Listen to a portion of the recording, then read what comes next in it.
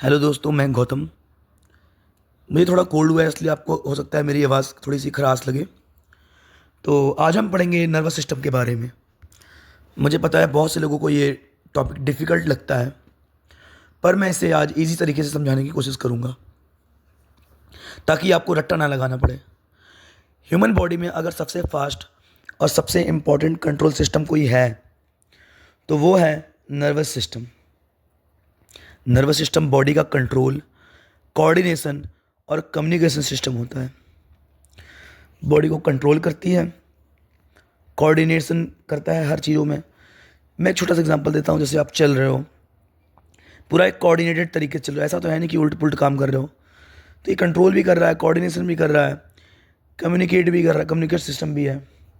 जैसे घर में मेन स्विच बोर्ड देखा है आपने?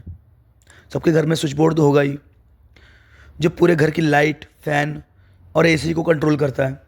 और भी चीज़ें आपके घर में लगी होंगी, फ्रिज, इलेक्ट्रिक चिमनी, कुछ भी जो चीज़ें इलेक्ट्रिक अप्लाइंसेस होंगे उसको कंट्रोल करता है वो। वैसे ही नर्वस सिस्टम जो है बॉडी का, वो हर पार्ट को कंट्रोल करता है, हर पार्ट के हर काम को। ठीक है। नर्वस सिस्टम का बेसिक काम तीन चीज़ें करना होता है। देखो क्या क्या होता है। बॉडी के डिफरेंट पार्ट से इंफॉर्मेशन लेना, उस इंफॉर्मेशन को समझना और उसके हिसाब से, उसके अकॉर्डिंग रिस्पॉन्स देना। जैसे अगर हम गर्म चीज़ छू लेते हैं तो स्किन से सिग्नल तुरंत नर्वस सिस्टम के थ्रू ब्रेन तक जाता है और ब्रेन तुरंत कमांड देता है कि हाथ हटा लो। ये पूरा प्रोसेस सेकंड के फ्रैक्शन में होता है। इतनी फास्ट स्पीड में सिर्फ नर्वस सिस्टम ही दे सकता है आपको। ठीक है। और किसी चीज़ में ऐसा नहीं होता है। इससे पहले मैं आपको एंडोक्राइन पढ़ाया था। एंडोक्राइन सिस्टम जो थोड़ा स्लो होता है वो। ठीक है।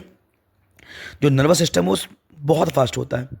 अगर कोई आपको चींटी काटता है, कोई मान लो इंसेक्ट काट लिया, तो आप देखो तुरंत आप रिस्पॉन्स करते हो। तुरंत ब्रेन को सिग्नल गया, ब्रेन ने आपको सिग्नल दिया कि भाई हाथ हटा लो। बेसिक अंडरस्टैंडिंग के लिए नर्वस सिस्टम को हम तीन मेन पार्ट्स में डिवाइड करते हैं। ये चीज़ आप लोग याद रखना अच्छे से। Central nervous system, peripheral nervous system और ऑटोनोमिक नर्वस सिस्टम। सबसे पहले सेंट्रल नर्वस सिस्टम की बात करते हैं।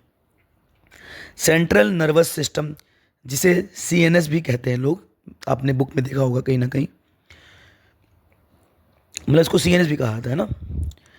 ब्रेन और स्पाइनल कॉर्ड शामिल होते हैं इसमें। क्या क्या शामिल होता है? ब्रेन और स्पाइनल कॉर्ड। नाम में ही है सेंट्रल। सेंट्रल मतलब बीच का हिस्सा, बीच का नर्वस सिस्टम है ना। अपना बीच में बॉडी के क्या आ रहा है? स्पाइनल कॉर्ड आ रही है ना, ब्रेन आ रहा है ना। ये मेन होता है। ब्रेन बॉडी का डिसीजन मेकिंग सेंटर होता है। सोचना, समझना, याद रखना, बोलना, इमोशंस और वॉलंटरी मूवमेंट का कंट्रोल ब्रेन के पास होता है। स्पाइनल कॉर्ड ब्रेन और बॉडी के बीच एक हाईवे की तरह काम करता है। ब्रेन के मैसेज बॉडी तक और बॉडी के सिग्नल्स ब्रेन तक कौन लेके आता रहता है? Spinal cord. कंफ्यूज मत हो। मान लो ब्रेन आपका जो क्या करता है, ब्रेन क्या करता है? डिसीजन मेकिंग करता है, सोचता है, समझता है, याद रखता है, आपको बोलने में मदद करता है। आपके जो इमोशंस हैं, सैड हो, हंस रहे हो, रो रहे हो, खुश हो, चिल्ला रहे हो, है ना, ये सब क्या करता है? वॉलंटरी मूवमेंट, आप हाथ हिला रहे हो, पैर हिला रहे हो, गर्दन हिला रहे हो, ये सब कौन कंट्रोल करता है? इसका सब कुछ कंट्रोल ब्रेन के पास होता है। दिमाग आपका कंट्रोल करता है। स्पाइनल कॉर्ड क्या करता है? ये बीच का हाईवे है। ब्रेन जो सोच रहा है वो बॉडी तक कैसे जाएगा भाई? स्पाइनल कॉर्ड लेके जाता है। ठीक है। अब आते हैं पेरीफेरल नर्वस सिस्टम में। पेरीफेरल नर्वस सिस्टम यानी कि पीएनएस भी बोलते हैं इसको शॉर्ट फॉर्म में। वो सारी नर्व्स होती हैं जो ब्रेन और स्पाइनल कॉर्ड से निकलकर बॉडी के अलग अलग पार्ट्स तक जाती हैं। सिंपल शब्दों में बोलूँ मैं अगर, तो पीएनएस बॉडी और सीएनएस के बीच कनेक्शन का काम करता है। समझ रहे हो मेरी बात को? देखो जो पेरिफेरल का मतलब किनारा होता है, किनारे पे, है ना। तो समझ जाओ कि जैसे सेंट्रल क्या था, बीच में थी स्पाइनल कॉर्ड। स्पाइनल कॉर्ड से अब छोटी छोटी छोटी छोटी नर्व्स निकल रही हैं। अब ये बाकी के ऑर्गन्स में जा रही हैं। अगर पीएनएस ना हो ना तो ब्रेन डिसीजन तो लेगा, लेकिन कमांड मसल या ऑर्गन तक पहुंच ही नहीं पाएगी भैया। समझ रहे हो? अब ब्रेन जो सिग्नल दे रहा है वो कहाँ आ रहा है? स्पाइनल कॉर्ड के पास। स्पाइनल कॉर्ड जो सिग्नल दे रही है वो कहाँ जा रहा है? पेरिफेरल नर्वस सिस्टम के पास।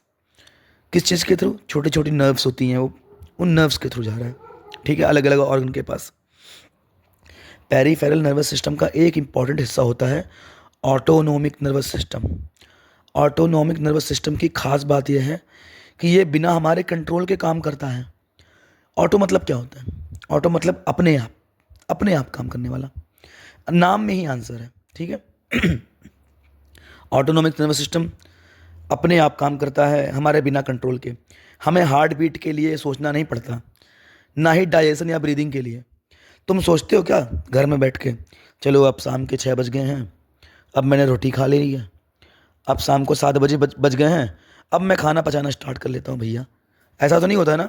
खाना अपने आप पचता है ना, ठीक है। हार्ट बीट तो अपने आप होती है ना, सांस भी अपने आप ली जाती है ना। इस पर कोई कॉन्शियस कमांड नहीं होता, ये आप जानबूझ के नहीं करते हो, ये अपने आप होती है। ये सब ऑटोनॉमिक नर्वस सिस्टम खुद ही हैंडल कर लेता है, ठीक है। ऑटोनॉमिक नर्वस सिस्टम के दो मेन पार्ट्स होते हैं, सुन लो मेरी बात को। अपने आप जो सिस्टम चल रहा है उसके भी दो पार्ट हैं। उसके क्या है? एक है सिंपैथेटिक नर्वस सिस्टम और दूसरा है पैरासिम्पैथेटिक नर्वस सिस्टम। 100 बार सुना होगा आपने, अगर पढ़ने वाले बच्चे होंगे तो कहीं ना कहीं सुना जरूर होगा। सिंपैथेटिक नर्वस सिस्टम इमरजेंसी या स्ट्रेस के टाइम काम करता है। जैसे डेंजर के टाइम हार्ट बीट आपकी फास्ट हो जाती है, ब्लड प्रेशर बढ़ जाता है, आंखों की पुतली डायलेट हो जाती है, खुल जाती हैं, प्यूपिल्स जो होते हैं वो खुल जाते हैं, बड़े हो जाते हैं, और बॉडी एकदम अलर्ट हो जाती है। इस रिस्पांस को क्या कहते हैं? फाइट और फ्लाइट। मतलब मान लो अगर आप जा रहे हो, अचानक से किसी ने आप पे अटैक कर दिया, तो आप देखो धड़कन बढ़ जाती है, पसीना आने लगता है, शरीर टाइट हो जाता है, आप सोचते हो मारूं या भागूं, है ना। ये तुरंत आप दिमाग उसी वक्त डिसाइड करते हो, इसी टाइम डिसाइड करते हो। ये कौन डिसाइड करता है? Sympathetic nervous system. अब आती है बात पैरासिम्पैथेटिक नर्वस सिस्टम की। ये रिलैक्सेशन और रिकवरी के टाइम पे काम करता है। इसमें हार्ट बीट एकदम स्लो हो जाती है, मतलब स्लो होती है, एकदम नहीं, मरना नहीं है, स्लो हो जाती है। डाइजेशन बेटर होता है और बॉडी एनर्जी स्टोर करती है, ठीक है। सिंपल लैंग्वेज में याद रखो यार आप लोग, सिंपैथेटिक सिस्टम बॉडी के एक्शन के लिए रेडी रहता है और पैरासिम्पैथेटिक सिस्टम बॉडी को रेस्ट देता है। खाना वाना इसी टाइम पचता है पैरासिम्पैथेटिक वाले, ठीक है। अब नर्वस सिस्टम की सबसे बेसिक और इम्पॉर्टेंट यूनिट की बात करते हैं, जिसे क्या कहते हैं? न्यूरॉन। सुना है ना न्यूरॉन का नाम? न्यूरॉन एक स्पेशल टाइप की सेल होती है जो इलेक्ट्रिकल सिग्नल को कैरी करता है। नर्वस सिस्टम की फंक्शनिंग न्यूरॉन पर ही डिपेंड करती है, ठीक है भैया। न्यूरॉन के थ्रू सिग्नल इलेक्ट्रिकल फॉर्म में ट्रेवल करता है और जंक्शन पर केमिकल फॉर्म में पास होता है।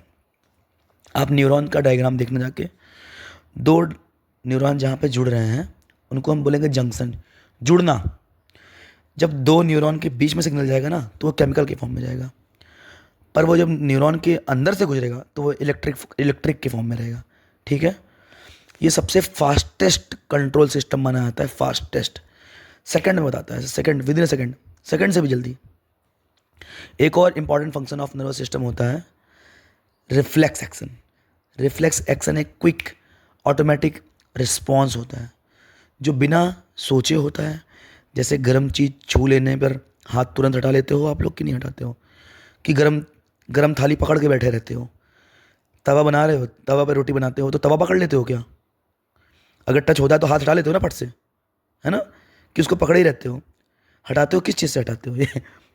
हैं? इसमें सिग्नल पहले ही स्पाइनल कॉर्ड तक जाता है, सबसे पहले स्पाइनल कॉर्ड तक सिग्नल गया, तुरंत रिस्पॉन्स मिल जाता है और बाद में ब्रेन को इन्फॉर्मेशन मिलती है। इससे बॉडी को इंजरी से बचाया जाता है, समझे।